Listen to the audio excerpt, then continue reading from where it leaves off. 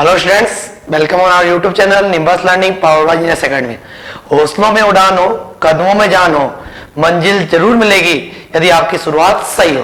तो अब Jammu Kashmir student aspirant के लिए एक नई शुरुआत, एक सही शुरुआत करने का समय आ गया है कि आप मेरे पीछे देख पा रहे होंगे कि जम्मू कश्मीर सरकार ने आज ही 11 नवंबर को एक बहुत ही बड़ी वैकेंसी का अनाउंसमेंट करा है और यह वैकेंसी आपके पीडब्ल्यूडी डिपार्टमेंट में होने वाली है। और यह पोस्ट जो है वो जूनियर इंजीनियर जेईएन की पोस्ट है। और यहाँ पर यदि मैं पूरी डिटेल बताना चाहूँ तो आपका यदि यहाँ पर यह जूनियर इंजीनियर की पोस्ट है जो कि PWD department public work department में होने वाली है। और यहाँ पर अपन यदि टोटल वैकेंसीज की बात करते हैं तो यहाँ पर टोटल 1045 वैकेंसी है। और आप देख सकते हो 1045 कितना बड़ा नंबर है। तो यह एक जम्मू कश्मीर एस्पिरेंट के लिए बहुत ही बड़ी गुड न्यूज है, बहुत ही बड़ा चांस है, बहुत ही बड़ा मौका है।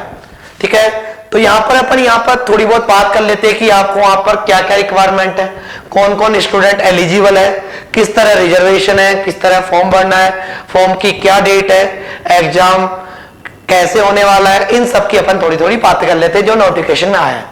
यदि अपन बात करते हैं यहाँ पर फर्स्ट ऑफ ऑल जो भी स्टूडेंट इस एग्जामिनेशन फॉर्म को भरेगा उस स्टूडेंट के पास वहां पर जम्मू कश्मीर टेरिटरी का डोमिसाइल होना चाहिए। देख पा रहे होंगे आप मेरे पीछे, यहाँ पर जो भी स्टूडेंट इस फॉर्म को भरेगा उसके पास क्या होना चाहिए, वहां पर जम्मू कश्मीर यूनियन टेरिटरी का क्या होना चाहिए, वहां पर डोमिसाइल होना चाहिए। That is very important. यहाँ पर ये बहुत इंपॉर्टेंट है। मतलब इसका मतलब क्या हुआ, ओनली इस वैकेंसी के लिए जो स्टूडेंट जम्मू कश्मीर के है वो ही एलिजिबल है। अपन आगे बात करते हैं। यहाँ पर आगे यदि बात करें तो यहाँ पर डिपार्टमेंटल वाइज यहाँ पर वैकेंसी दे रखी है, एज लिमिट दे रखी है कि वहां पर जो स्टूडेंट है उसकी एज लिमिट मैक्सिमम कितनी हो सकती है, इससे बाद में और मिनिमम कितनी एज लिमिट हो सकती है कि वहां पर जनरल कैंडिडेट के लिए वहां पर 40, एससी के लिए वहां पर 43, एसटी के लिए वहां पर 43, RBA 43, ALC 43, EWS economical vehicle section के लिए 43, पहाड़ी स्पीकिंग पर्संस के लिए 43, सोशल कास्ट के लिए वहां पर 43, फिजिकल चैलेंज पर्संस के लिए वहां पर 42, गवर्नमेंट सर्विस या कॉन्ट्रैक्ट एम्प्लॉय जो है उनके लिए 40। अब आगे बात करते हैं यहाँ पर स्टूडेंट के पास क्वालिफिकेशंस क्या होनी चाहिए कि मतलब यहाँ पर कौन से स्टूडेंट इस फॉर्म के लिए, इस पोस्ट के लिए एलिजिबल है। यदि अपन यहाँ पर पोस्ट की बात करते हैं, इस पोस्ट की बात करते हैं तो यहाँ पर वो स्टूडेंट एलिजिबल है जिन्होंने 3 साल का डिप्लोमा, वहां पर 3 साल का engineering diploma from the recognised university से, रिकॉग्नाइज्ड कॉलेज से कंप्लीट कर लिया है इन द सिविल इंजीनियरिंग और इन द मैकेनिकल इंजीनियरिंग।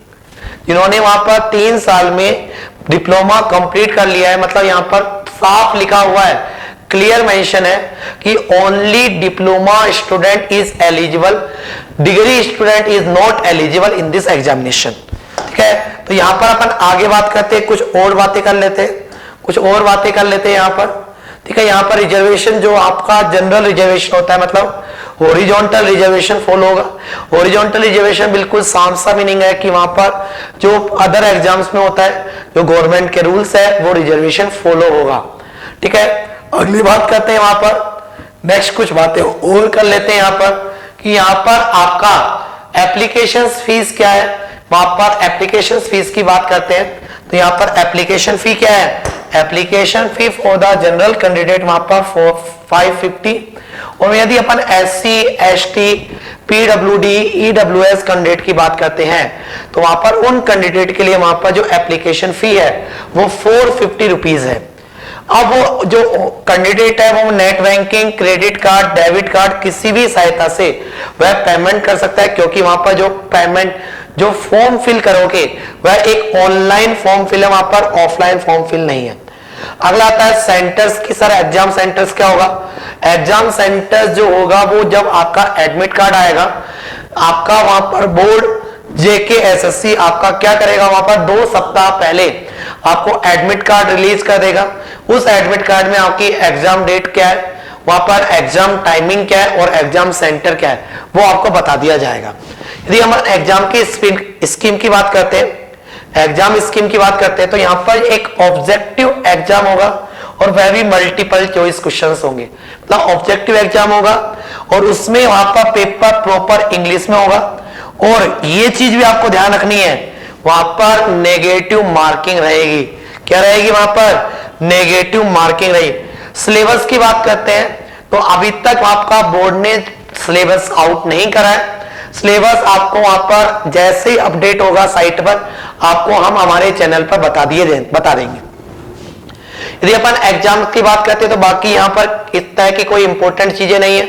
अब यहां पर ये बातें हैं कि आपको जब आप एग्जाम देने जाओगे तो आपको निम्न में से कोई ना कोई एग्जाम प्रूफ आपके पास, आईडी प्रूफ आपके पास होना चाहिए। ठीक है, आगे यदि अपन बात करते हैं जो कि आपके लिए इंपॉर्टेंट हो सकता है डॉक्यूमेंट की, आपको वहां पर फॉर्म किस तरह फिल करना है। यदि आपको यहां पर मैं फॉर्म फिल करने की स्टेप्स बात करता हूं तो फॉर्म फिल करने की कुछ स्टेप्स है जो अपन यहां पर आपको मैं बता देता हूं। ठीक है, फॉर्म पर फिल करने की स्टेप्स यहां पर क्या है, आपको इस वेबसाइट पर जाना है, वहां पर ssvgk.org.in पर।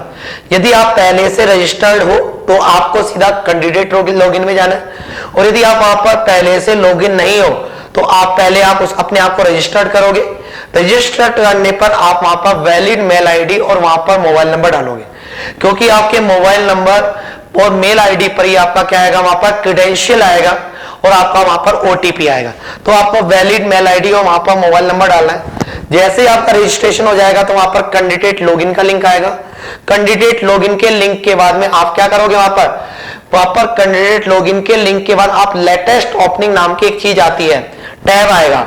उस लेटेस्ट ओपनिंग नाम की टैब में आप वहां पर क्या करोगे, क्लिक करोगे तो आपके पास वहां पर सभी वैकेंसीज ओपन हो जाएगी। सभी वैकेंसी ओपन हो जाएगी तो आप वहां पर क्या करोगे, अप्लाई नाउ करोगे। अप्लाई नाउ में आप अपनी पोस्ट पे चले जाओगे। अप्लाई नाउ के बाद में आपको कुछ डिटेल फिल करवाई जाएगी।